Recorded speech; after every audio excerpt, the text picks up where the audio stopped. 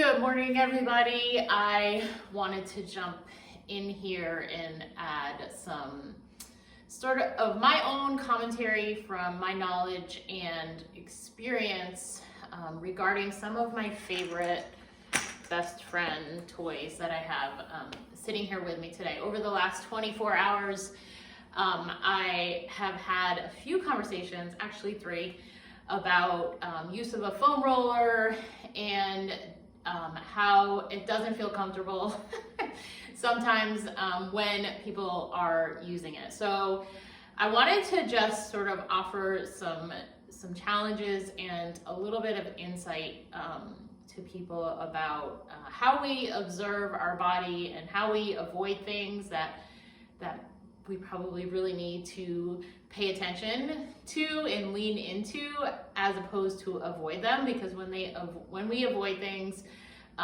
it's not going to go away, it's not going to get better. So let's talk about that for a little bit. So let's think about the foam roller. So this is my favorite foam roller. It's just your garden variety, high density foam roller. But that is not a great option for everybody, and this is what I've heard from a couple of people in the last 24 hours, is that it's too hard and it's too uncomfortable, and that is extremely understandable. So if you don't know what a foam roller is, it's a great form of myofascial release on your body. I think of a lot of these little things that I have here with me, including the foam roller, as a spa treatment. I love to go to a spa and get that kind of treatment in terms of facials and massages and all of that stuff. But I also think of foam rolling and other forms of body care, whether it's massage, whether it's chiropractic, acupuncture, as great forms of spa treatments too, because their purpose is to help smooth off rough edges without digging in too deep. But the real question is why do we have those rough edges, or why do some areas of the body hurt so much when we use something like a foam roller? Instead of just that response of, oh, that hurts, it's too uncomfortable, I can't do it. Well, there's a solution for that, but it's the question to me that always gives me pause and comes up to me is, why does that hurt? You know, what in your body is going on to make that hurt? So I just want to give some consideration to that, because there's so many factors and many out of my scope of practice, so I'm not really going to dive into there, but I just want to give you some thinking points if you're in the same boat of, oh, that hurts, so I'm going to avoid it. Because the things that we like the least, you know, when it comes to exercise or caring for our body, or the things that are the hardest, are probably some of the things that we really need to focus on a little more consistently. And when it comes, you know, to taking care of our body outside of, say, strength training, in other forms of exercise, whether it's running or not, you know, we need to lean into that. Okay, so my first exposure to the foam roller when I was training for my first marathon. Okay, so very typical, get those high miles, yada, yada, yada. IT band, side of the leg, from the hip down to the knee, super tight and painful, became restrictive. Went to an athletic trainer. You need to get on the foam roller. We need to work this out. It hurt. I was crying. It was not comfortable, but I loved every minute of it. And that's what I mean by leaning in. You don't need to put yourself to the point of crying, and that doesn't mean you have to keep using this really hard foam roller to work that tension out, but you need to consider why that is. Is there's something you need to add to your routine, whether it's more stretching, whether it's just more movement, whether it's a stress management strategy like meditation or a yoga practice. You know, any of those things can be causing some of that pain that you're feeling when you're trying to work it out with things like a foam roller, or maybe there's even some sort of regular static stretches that bother you and feel uncomfortable. So that doesn't mean don't do it at all. It means that you need to find another strategy to do it. Okay, so with the foam roller, another great option for people is to get a softer version of this. And there is such a thing. There are much softer variations of the foam roller that make foam rolling much more tolerable. And foam rolling is not the end all be all when it comes to loosening up tissue and smoothing off those rough edges. But if you do enjoy it and you get relief from it, but you feel like you need a softer variation, then look for the softer foam roller. Just Google it. There's a company or a brand, OPTP, I think that's what it is, OPTP, that offer those. And I've used them before.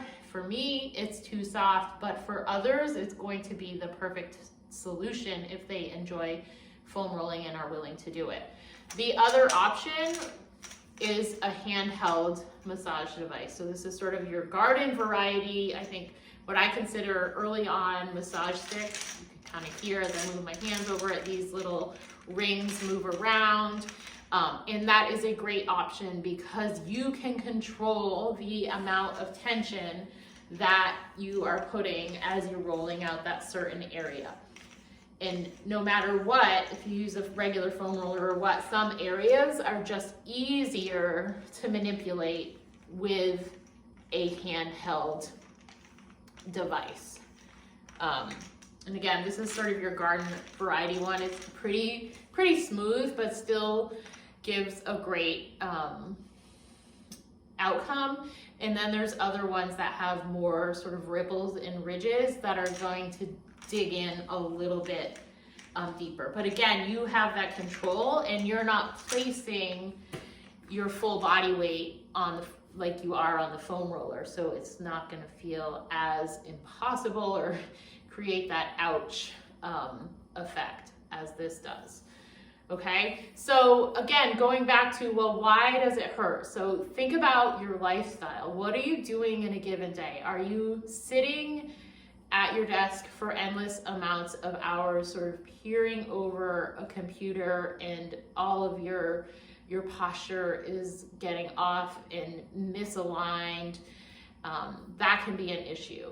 You know, what are the stressors in your life that you might be just ruminating over? That is another thing that can come up and cause some of that too.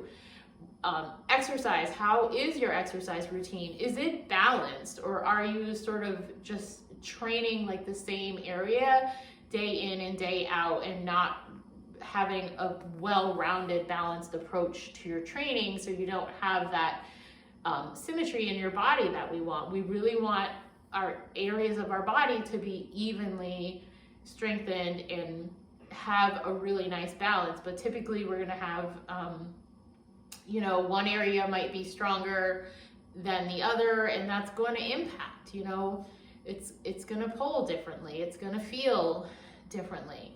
And then it's the bigger picture of what is going on in your body, what is going on in your life to send messages and create these pain responses. Okay, so it's not just the outcome from exercise, but it's also can be an outcome from our emotional health, our mental health, as well as our daily habits and our daily environment and how we sort of work and position ourselves to work and how we take time out to move, to stretch, to have good posture. Just having your arms down at your side like this all the time and rounding over, that's not gonna provide a good end result either. So we have to be super mindful about how we entertain all of these things in our life. It's good to reach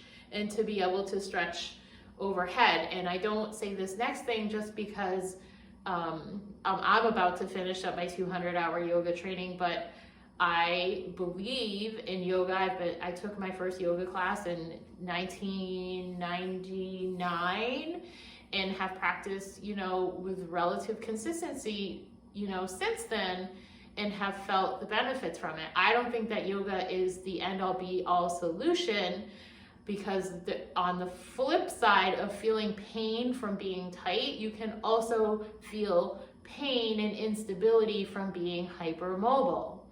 So, but also there's so many more benefits than just the stretching benefit and flexibility benefit of yoga, but the breath work of yoga and the mindfulness and the stillness of yoga has just as many benefits as those active pieces, and oftentimes more. So again, what's the role of the breath that plays into that too? And James Nestor has this amazing book called Breath that I'm currently reading that literally took my breath away in the first chapter when I was reading it. And I've been practicing meditation for 4 or 5, this is my 5th year, I think, and have felt immense benefits in my body as well as my mind from that intentional breathing practice. Okay,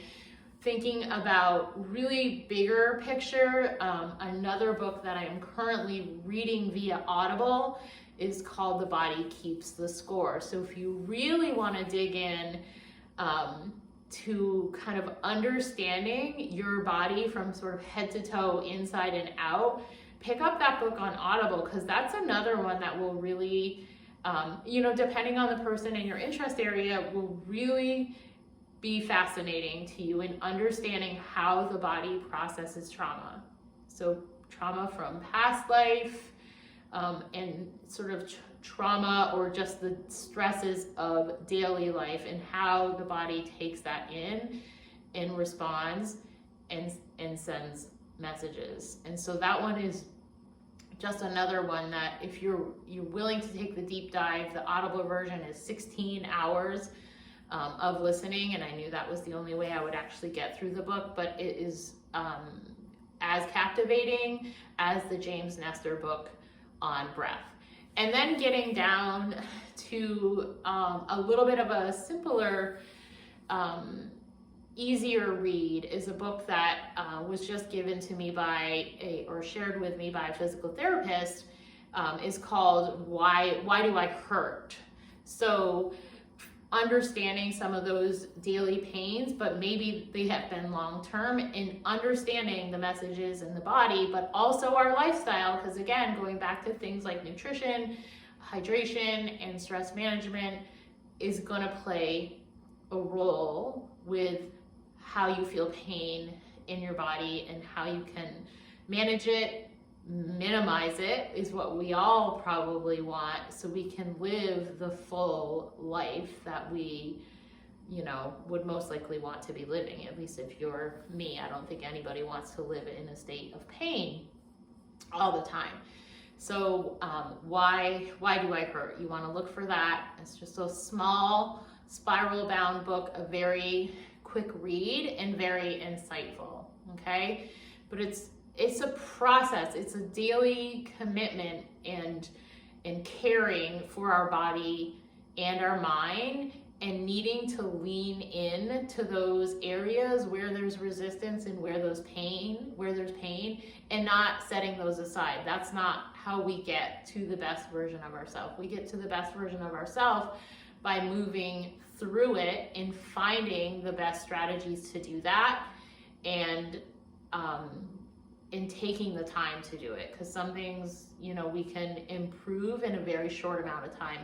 Other things are going to take more time to sort of have a resolution to, okay? So last but not least, I have a couple other tools here that I really love. It seems like a lot of people have one of these little wooden dowels here with ridges on it, and in terms of going back to where we started with the rolling, great for bottom of the foot rolling. And again, we think of those major areas, but the feet, I feel like, are an area that we really take for granted. I mean, they support us walking, standing, and how often do we treat them well?